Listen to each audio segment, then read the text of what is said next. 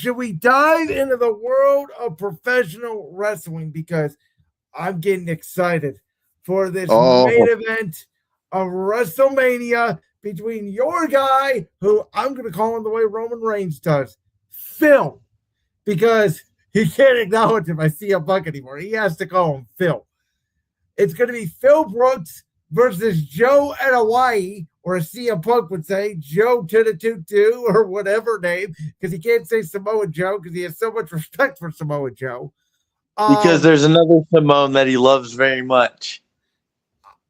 So this segment we got this past week on Raw, the way they are weaving in the Usos in and out of the story is cinema.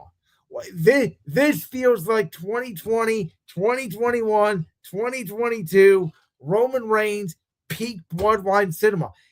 I mean, there's a world where the Usos turn heel and they help Roman win. There's a world where the Usos align with CM Punk and they screw over Roman Reigns, though I don't want to see that because I feel like we've done that road many times.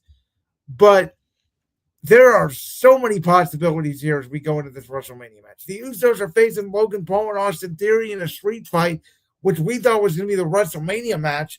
Well, now I'm thinking the Usos are going to lose those titles on Monday.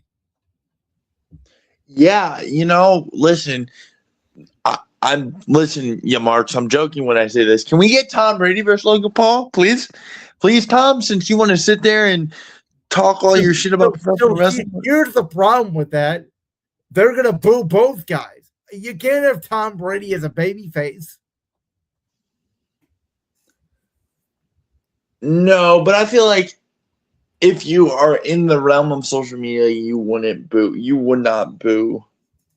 Yeah, I don't know. It's a very weird dynamic. We do know Brady is the minority owner of the Raiders, and I don't know. But anyway, back to the matter here. Listen, personal is personal. He's Chicago made, man. Listen, I get it. Tribal Chief, throw up the ones. I acknowledge him. Brandon. You're right. But Pepsi Phil, man, did something for every kid like me who liked tattoos and like crazy hair, and he gave us an outlet. So I'm always rocking with Mr. Chicago made himself. And what he said about Roman it's the truth. He's gonna bury him next to his father. And that's that. I know you have been way more pro AEW than WWE these days. But I gotta say, WrestleMania card shaping out to be pretty good. After it was heavily criticized. Listen. I'm not saying I hate you. Listen, I'll always be a WWE kid at heart. Somewhere deep down in me, there will always be. I'm not saying I'm boycotting Mania. I'm not saying I'm not going to watch Mania, and I'm not enjoying 09 Randy Orton again. I'm not saying that.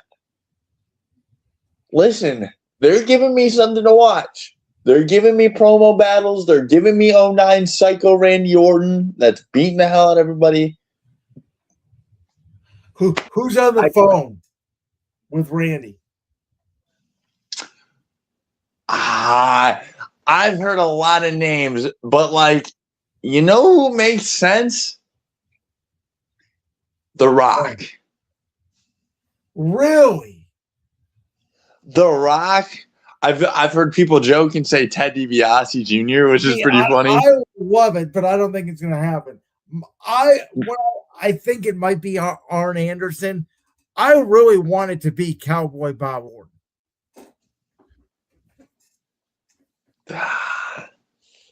Cowboy Bob also makes a lot of sense. I mean, it'd be awesome. There's no shot in hell. What if they're just fucking with all of us and Danhausen? I gotta say, I was very critical on you. I was very, very critical of Danhausen coming out of the box. I still think it was a bad idea to have him come out of a box, but I gotta give credit to Danhausen. he's gotten himself over with that audience like that. Because he's Danhausen.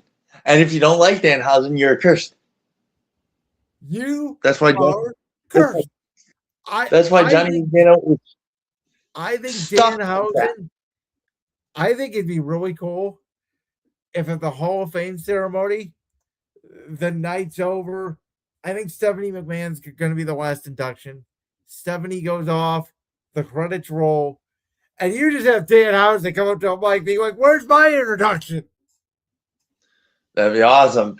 And you were who the hell is it? Listen, guys, listen, I have the screenshots. Who is Danhausen? Never heard of him. Who is this guy? Who is this? Again, he gets that's the thing about the WWE audience. When they like someone, a superstar can get over very quickly. You know what? You know what makes me really sad to think about? And I'm going to get soft here for a second. How phenomenal the storyline would have been with him and Bray Wyatt. Oh, Jalen. Oh, you're ripping my guts out, man. Absolutely. Can you imagine that? Can you imagine Danhausen being in a serious role? Or not so much serious, but we know how The Fiend was. The Fiend was a serious guy. Can you imagine Danhausen's goal is trying to break Bray Wyatt? Can you imagine that? That to me, when I first saw Dan in AEW, when he popped out, well, I've watched Dan all over the independents as well. My understanding was he was only in AEW for a little bit, and then Tony Khan basically got cold feet and sent him home for 2 years. Pretty much. And then he worked a lot around here. He worked with a family friend of mine for his wrestling company, and I've shaken hands with him, and he's a very behind all the makeup. I've never seen him without makeup, but behind all the makeup, he's very how do I say it? Like smart. Here's my worry for the WWE audience. It's not going to transition in the ring. That's fair. But listen, give him a chance. I thank all of you who gave him a chance, who I talked to, who gave him a legit chance, who's never seen this guy before. Hey, I gave him a chance post-box. I'm just saying, to debut him out of a box in that environment was just the wrong idea. That's fair. But yeah, I'm enjoying WWE. I'll be the first to say it. All right, I'm enjoying it right now. 2 weeks ago. Wait. I have to say this though.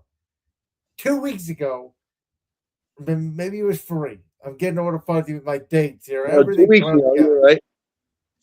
You and Josh came out here and eviscerated me over everything WWE. Oh, we did. And listen, the second they start slipping, I'll do it again. I'm not. This isn't going away, Brandon. It's not going away. They do this every year around this time of year. Around April. I feel like your wrestling attention span is like 1 second. Where like it's funny. It's like you enjoy both companies, but it's like you can't. It's like one company's always better than the other at a certain time period. Like they're never equal. Yeah, but I've never called AEW bad. I've never been like all this. I can go back from 2023 and 2024. Yes, you were. You on this show, one of your first appearances was, I don't watch AEW. AEW is trash right now. Okay, but that's I think that was during the period where like Punk had just came back and then he got fired again and then he left and came back to WWE. Well, listen, I was salty. They fired my favorite wrestler of all time. Yeah, but you just said I never called them bad when you did. Okay, I've never realistically thought they were bad. I thought they were bad because I was a salty boy because they fired my GOAT.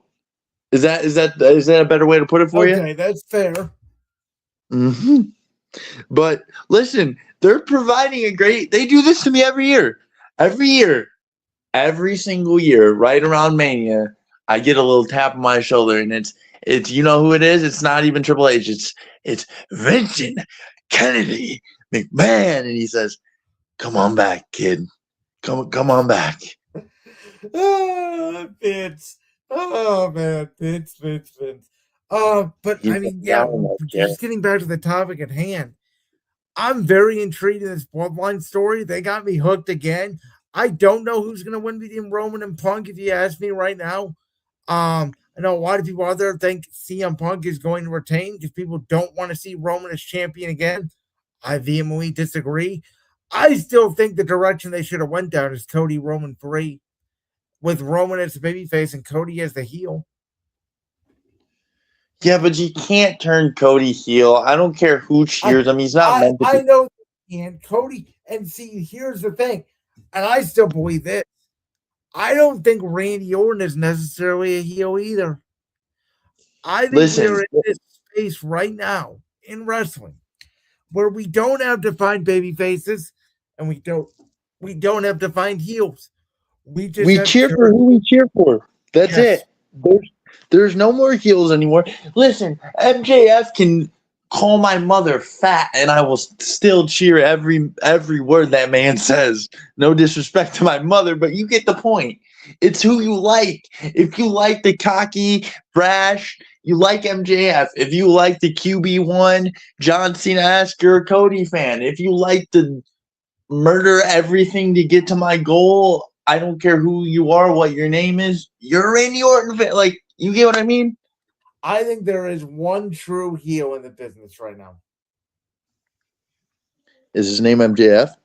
No. Because I think MJF still gets cheered somewhat. Well, his name's Gunther. Okay, there you go. Yeah, his name is Gunther. I think he's the one true heel in the wrestling business right now. I would say Brock, but it almost feels like Brock is getting booed for a different reason that I don't want to get into.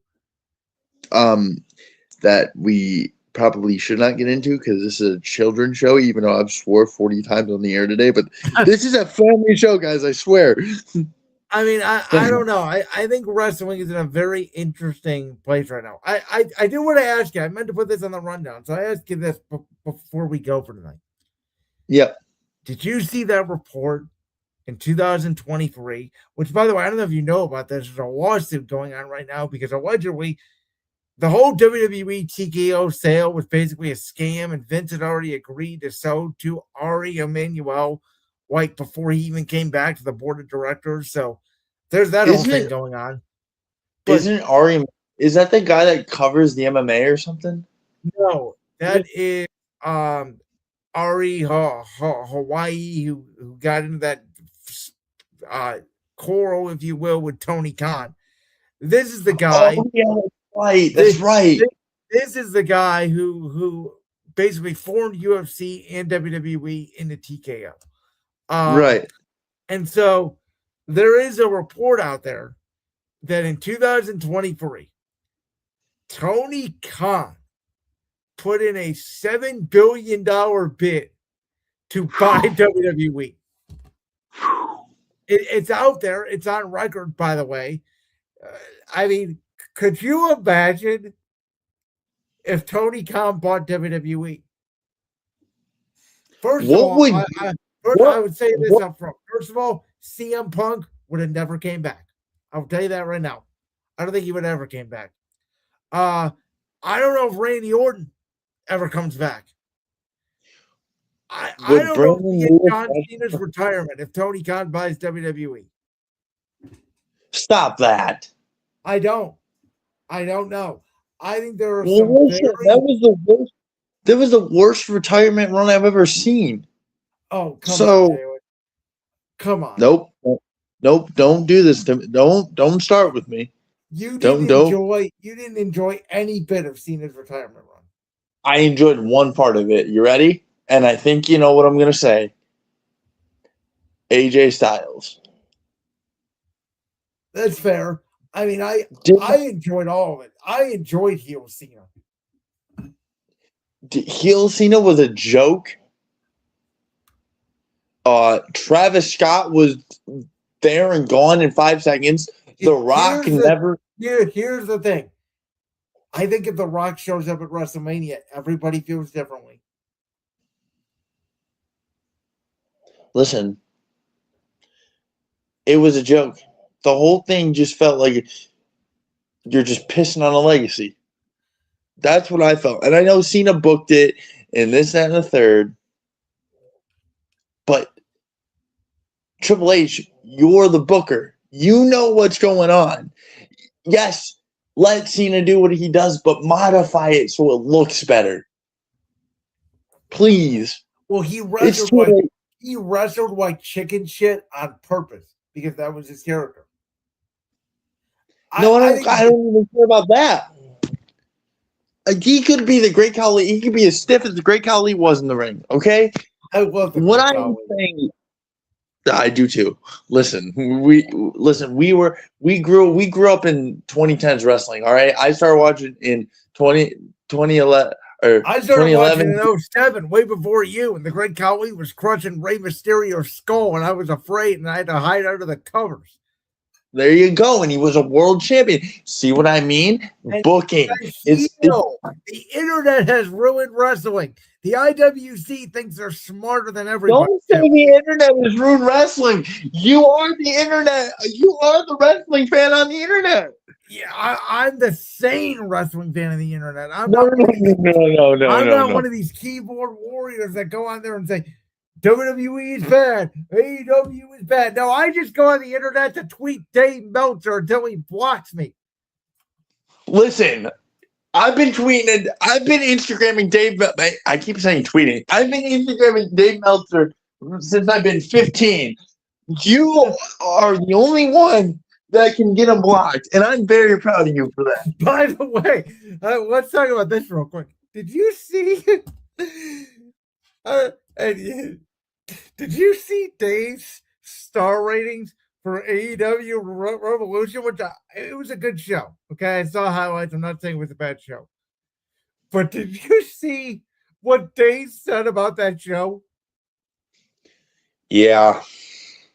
Dave literally said it was the greatest show in the history of the United States. Listen.